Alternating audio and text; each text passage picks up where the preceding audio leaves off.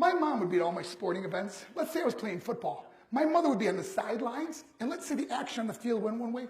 My mother would run along with it. She's like, Mark, get on, get on. I'd be like, oh my gosh. I'd be on the field, we get in the huddle with the guys. They go, Mark, is that your mother? I go, no, I never saw her before in my life. No, but seriously, some of you guys can relate to that. My mom, she really empowered me to become special in sports. See, the greatest gift my mother ever gave me, she believed in me. I've overdosed on drugs on 3 occasions where I should have been dead, but I believe I was kept here for a reason. You show me your friends, I will show you your future. How do I know this? Because I hung out with losers. I became the biggest loser of them all because I gave up everything I dreamt about as a little boy because of who I chose to surround myself with. My friends would drive me home at 2, 3, 4 in the morning. We'd be drunk and high in the car. We'd pull up in front of my house. My buddies would go, Mark, Mark, Mark, the light's on. I go, oh man, my mother's up. See, my mom wouldn't go to bed until she knew her son was still alive. I'd walk in, she'd say, hi Mark, how was your night? I go, good, Mom, I'm just gonna go to bed. She goes, can I talk to you just for a minute? I go, Mom, I'm tired, I'm just gonna go to bed. She goes, Mark, I haven't seen you all day and all night. Can I please talk to you? I go, man, just leave me alone. You bug me. I'd slam my bedroom door on the one person who believed in me. I was on a worldwide tour and I was wrestling overseas in Japan. After my wrestling match, I went upstairs to my hotel and I fell asleep.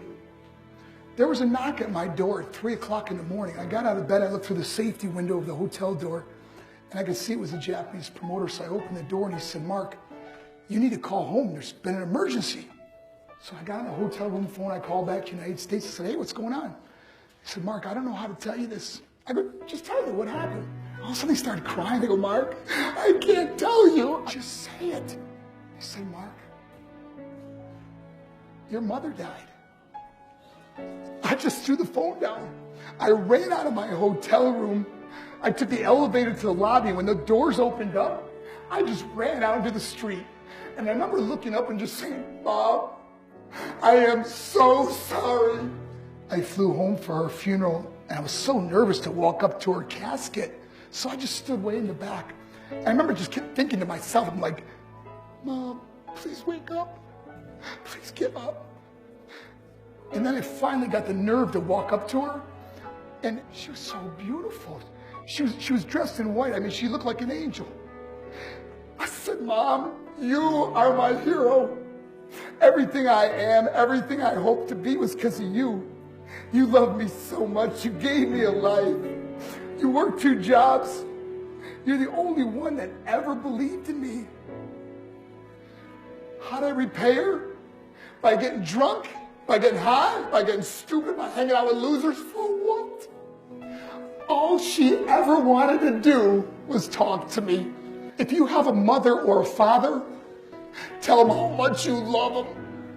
See, my whole life was about being rich and famous. That's all I cared about. I had to win the race.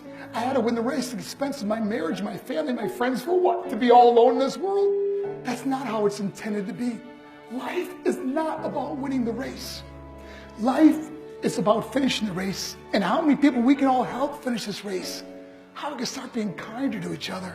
How we can help the students that are going through adversity right now. How we can stop with the name calling and hurting other people. Because in the end, it may be you that needs help to finish the race.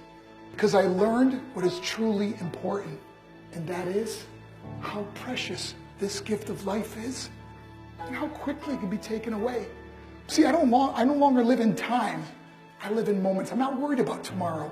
See, it's not what's in your pocket that matters. It's what's in your heart that truly matters. Love is just a word until somebody comes along and gives it meaning. You are the meaning.